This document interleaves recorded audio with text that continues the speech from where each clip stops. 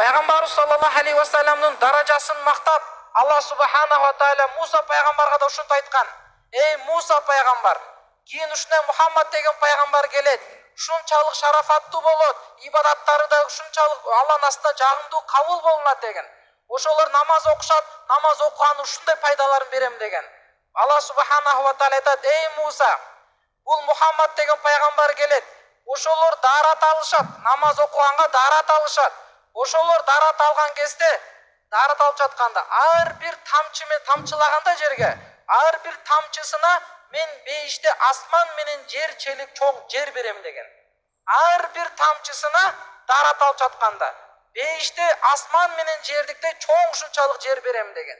Эгерде алар багымдат намаздын 2 рекет фарзын окуйган болсо, Алла субханаху ва тағала айтат: "Ушул күнү, ушул түнү кылган бардык күнөөлөрүн ала кечиремин" дейт. Жана ваякуну фи зиммати, жана ушул адам кечке мен коргонумда болот дейт. Алла өзүнүн коргонуна алат ушул адамды, кимде ким багымдат намазды окуса дейт.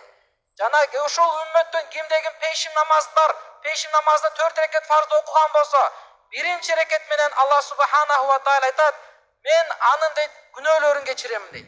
Экинчи рекет окуганда кыямат күн тараза сооп жагын оор кылып коёмун дейт. Кимде ким кыяматтын таразалары турат.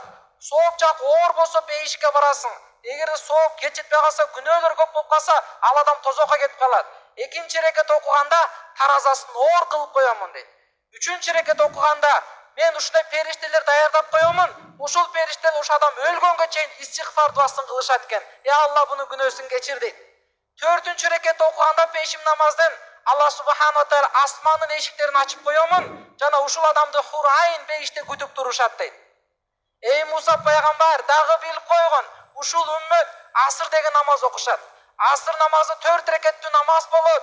Ушул намазды окуган болсо, анда асман менен жерден бир дагы бош орун калбайт, периштеге толбогон.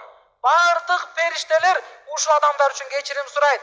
"Ва ман истагфарат лахул малаика ла муаззибуху", кимге периштелер кечирим дуасын кылышкан болсо, мен аларды азаптабайм эч качан дейт. Эй Муса пайгамбар, булар шам намаз деген намаз окушат, 3 рекеттүү намаз. Эгерде ошол 3 намаз окуган болсо, анан кийин өзүн кандайдыр бир качаттарын сураган болсо, Алла субханаху ва тағала илля кадайтуха лахум, бардык качаттарын чечип беремин дейт. Булар деген куптан намаз окушат.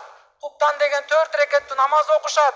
Эгерде ошол 4 рекет намаз окуган болсо, анда мен алар үчүн дейт, дүйнөдө канчалык күнөө кылган болсо бардыгын кечиремин. Жана энеден төрөлгөндө канчалык күнөөсүз төрөлгөн болсо, намаздагы ушунчалык күнөөнүн баарын кечирип саламын дейт. Анан кийин эй Муса пайгамбар, дагы билип койгон дейт. Булар үммөт, бул Мухаммад алейхиссаламдын үммөтү 1 жылда 30 күн орозо кармайт. Ал болсо Рамазан айында 30 күн болот. Жана алардын кармаган ар бир күнүнө дейт, мен бейиште бир шаар куруп беремин дейт. Ар бир күнгө дейт, бир шаар куруп беремин дейт аларга. Алардын ошо Рамазан айында ар бир кылган жөнөкөй нафил ибадаттарына фарыз ибадат кыл деген сооп жазамын дейт. Жана ушул 30 күндүк орозодо мен аларга бир кадыр кечесин белек кылып беремин дейт. "Ман истагфара минхум фиха марратан вахидатан надиман садикан мин қалбихи ин мата мин лайлихи ау шахрихи у'тиху ажран саласина шахидан."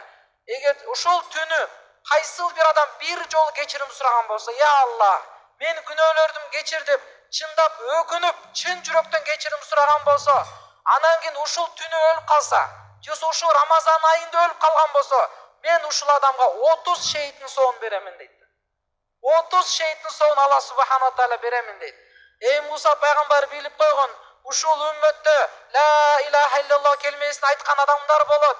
Ушул келмеге алар машыгышат, менет кылышат, башка адамдарды чакырышат. Ошолордун сооптору пайгамбарларга берген соопты ошолорго да беремин дейт. Жана аларга менин рахматым важип болот, менин ачуум алардан алыс болот дейт. Жана булардан дейт, мен тообасын дайыма кабыл кыламын. Алар болсо кыямат күнгө чейин ушинтип канча деген Аллахтан тобо кылган болсо, бардык тобаларын Алла кабыл кыла берем дегенде. Ушунчалык улуу пайгамбар Мухаммад саллаллаху алейхи ва саллям өмүрү кыска, бирок ушунчалык берекелүү. Мурунку пайгамбарлар узун жашашкан. Бул үммөттүн жашоосу кыска болуп калган. Эмне үчүн? Биринчи себеби күнөөнү азыраак кылсын деген. Эгерде өмүрүбүз узун болуп калса, анда канча күнөө кылат элек, канча тозокто күйөт элек. бирок өмүр кыска кылып койгон эмнеге? Анткени күнөө азыраак болсун деген да.